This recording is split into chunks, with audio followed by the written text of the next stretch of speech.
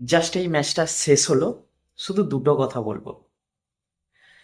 যেই মানুষটার উপর এত ট্রোল এত কিছু হয়েছিল, দীর্ঘ 18 বছর ধরে অপেক্ষা করেছে, দীর্ঘ 18 বছর ধরে একটা ভিতরে যন্ত্রণা বয়ে নিয়ে চলছিল, আজকে তার অবসান হলো। শুধুমাত্র ওই ব্যক্তিটাই একই জায়গায় একই টিমে থেকে যে যন্ত্রণাটা সহ্য করে চলেছে, তার আজকে অবসান হলো।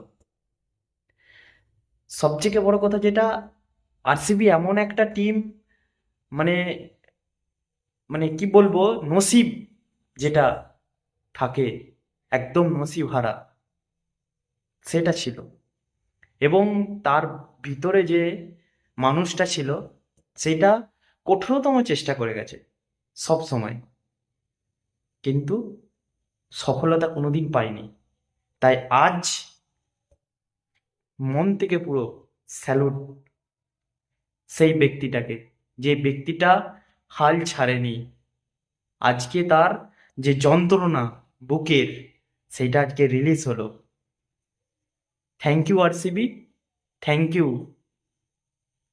থ্যাংক ইউ বিরাট কোহলি, কোটি কোটি প্রণাম, স্যালুট।